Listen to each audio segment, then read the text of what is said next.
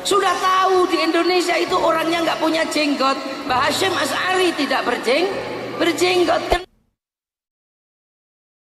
Kenapa? Karena jenggot itu dulu untuk menyelisihi orang Majusi dan Yahudi. Lah di sini nggak ada Majusi, nggak ada Yahudi, yang kamu selisihi apa? Di sini nggak ada Majusi, nggak ada Yahudi, yang kamu selisihi apa? Maka kalau mau berjenggot aja.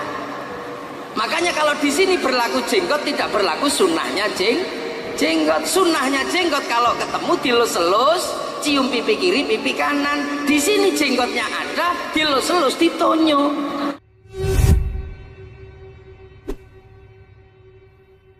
Satu genggam, tetapi sepakat bahwasanya seluruh syariat menyatakan jenggot disyariatkan karena Rasulullah SAW menamakannya dengan fitrah, Ya. Baik. Ini hal-hal yang berkaitan dengan disunahkannya jenggot. Kemudian di sana ada orang-orang yang kemudian meragukan tentang sunnahnya jenggot, ya.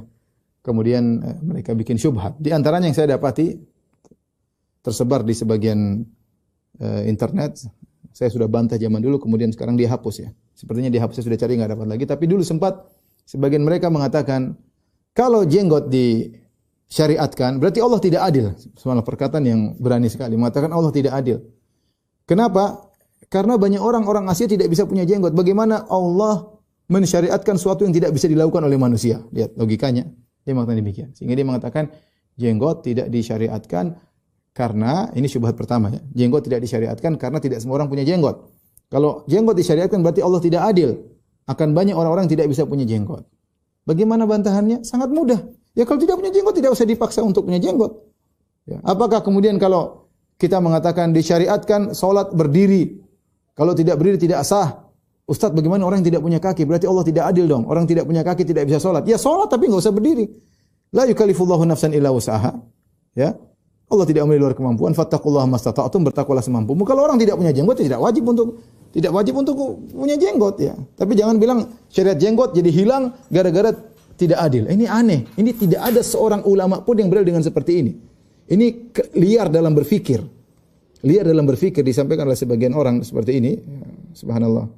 Liar dalam berfikir sehingga membuat dalil yang tidak seorang ulama pun berdalil dengan seperti ini. Ya. Mengatakan kalau jenggot disyariatkan tidak adil. Ini bagaimana? Ya.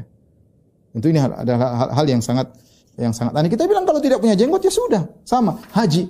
Kenapa Allah syariatkan haji? Betapa banyak orang tidak bisa haji. Kita Indonesia lebih banyak yang tidak bisa haji, tidak punya uang. Terus kita katakan Allah tidak adil mewajibkan haji sementara banyak orang tidak bisa haji. Ya kalau tidak bisa haji ya sudah. Kalau tidak mampu ya sudah, selesai. Kenapa harus mengatakan Allah tidak adil gara-gara sebagian orang tidak mampu? Sebagian orang tidak bisa punya jenggot, jangan dibilang Allah tidak, syariat tidak adil. Ya sudah, kalau tidak mampu ya sudah. Ya sudah. Kemudian syubhat yang kedua, sebagian mereka mengatakan bahwasanya sekarang sudah berubah. Rasulullah SAW ketika menyuruh memanjangkan jenggot adalah untuk menyelisih orang-orang musyrikin. Khaliful majus, Rasulullah SAW mengatakan selisih orang majus. Khaliful musyrikin, selisih orang musyrikin. Khalifu ahlul kitab, kata Rasulullah SAW selisih ahlul kitab. Kata mereka illah ini sebab disunahkannya jenggot sudah hilang. Sudah hilang karena sekarang orang-orang musyrikin juga berjenggot. Kata mereka demikian. Jawabannya mudah. Jawaban pertama, pernyataan kalian bahwasanya orang musyrikin sekarang sudah berjenggot tidak benar. Orang-orang penyembah matahari sampai sekarang tidak berjenggot. Orang-orang Nasara juga sampai sekarang tidak berjenggot. Yahudi kebanyakan juga tidak berjenggot. Yang berjenggot militan sebagian. Itu pun mereka kuncir jenggot mereka. Tidak sama dengan jenggot kaum muslimin. Dan di zaman Nabi SAW juga, Abu Jahal juga, Abu Lahab juga berjenggot. Ya. Tetapi ada sebagian kaum musyrikin yang tidak berjenggot. Orang Majusi. Tadi kita sebutkan, orang Yahudi berjenggot tapi mereka cukur. Kata Nabi, selisih mereka, jangan cukur, panjangin. Ya. Jadi pernyataan bahwa sekarang kondisi sudah berubah, orang-orang musyrik sudah berjenggot, omong kosong, enggak benar. Enggak benar. Sampai sekarang jenggot masih jadi bahan hinaan bagi orang Islam. Ya, bagi orang Islam, ya. Maka kita katakan kenyataan tidak menyatakan demikian. Ternyata masih banyak jenggot masih menjadi ciri khusus orang Islam, masih jadi ciri khusus orang Islam. Bahkan Yahudi yang berjenggot pun jenggotnya dikuncir atau dipelintir, ya. Kemudian bantahan kedua, ya. bahwasanya sebab disyariatkannya jenggot ada beberapa, bukan cuma satu sebab. Sebab pertama untuk menyelisih orang musyrikin, yang kedua jenggot itu adalah fitrah. Kata Rasulullah SAW, asyrun minal fitrah, 10 fitrah di antaranya tadi ifa'ul liha, memanjangkan jenggot. Jadi fitrah, dan fitrah ini dikatakan fitrah tidak akan pernah berubah. Tidak akan pernah berubah, dan dia berlaku pada seluruh syariat. Ya, berlaku pada seluruh syariat para nabi. Ya. Makanya Nabi Harun berjenggot sebenarnya dalam Al-Qur'an. Ya bna umma la ta'khudh bi lihyati wala bi ra'si. Ketika Nabi Musa marah, kemudian Nabi Musa pegang jenggot Nabi Harun, dia tarik, ya jurruhu ilaih. Dia tarik kepala kakaknya Nabi Harun. Nabi Harun mengatakan, "Ya bna umma la ta'khudh bi lihyati." Jangan kau pegang jenggotku, jangan kau pegang kepalaku, wala bi ra'si. Itu Nabi Musa pegang jenggot dan kepala Nabi Harun ditarik. Jadi Nabi Harun berjenggot. Ini fitrah. Fitrah. Jadi fitrah, meskipun kita katakan seluruh manusia, orang musyrikin semua sekarang berjenggot ikut sunnah, ya sudah alhamdulillah. Apa kemudian kalau mereka semua sudah pakai jenggot, kita buang jenggot kita? Enggak, ini fitrah. Ya Nabi yang bilang fitrah.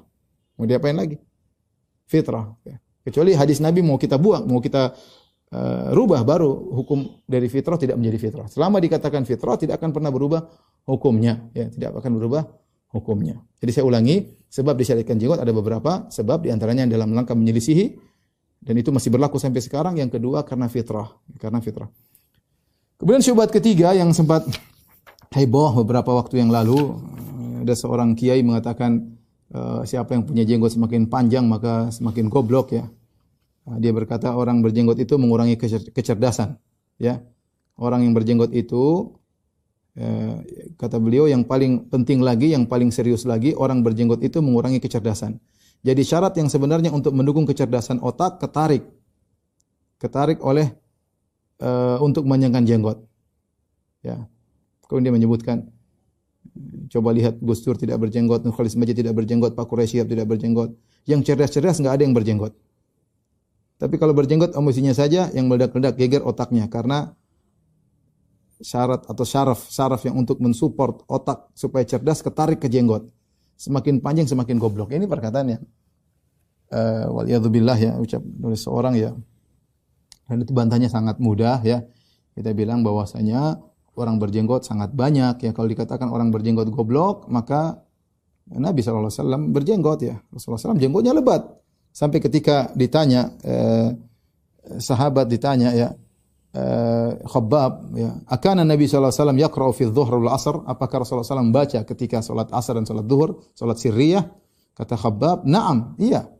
Qul nabi ayyi syai'in kuntum ta'rifun? Dari mana kalian tahu Rasulullah SAW ketika itu baca? Kata Khabbab, bittirabi lihyatihi, karena jenggotnya bergetar. Ya, Rasulullah SAW jenggotnya lebat sampai orang di belakang bisa lihat jenggot Nabi dari belakang. Berarti Rasulullah SAW jenggotnya panjang, ya. Ya kalau jenggotnya panjang goblok repot, ya.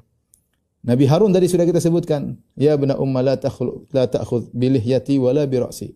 Nabi Harun berkata kepada Musa, wahai Musa, jangan kau pegang, wahai saudara kandungku, wahai anak ibuku, jangan kau pegang jenggotku. Berarti Nabi Harun berjenggot, ya. Kemudian orang Nasara di mana-mana mereka kalau menggambar Nabi Isa pasti berjenggot. Mereka gambar Nabi Isa mau warna kulitnya apapun biasanya berjenggot. Apakah mereka sepakat bahwasanya Tuhan mereka goblok, ya, karena memiliki jenggot? Ya, tentu tidak, ya. Tentu tidak. Kemudian tadi telah kita sebutkan bagaimana para ulama, Syuraih Al-Qadhi, dia mengatakan aku berangan-angan punya jenggot meskipun harus bayar 10.000 dirham. Apakah dia berangan-angan punya kegoblokan sehingga harus bayar kegoblokan tersebut dengan 10.000 dirham, ya. Kemudian juga tadi kita sebutkan ulama Syafi'iyah tadi, berapa banyak ulama Syafi'iyah mengatakan seperti Imam Nawawi mengatakan Al-Mukhtar, yang terpilih jenggot dibiarkan, ya.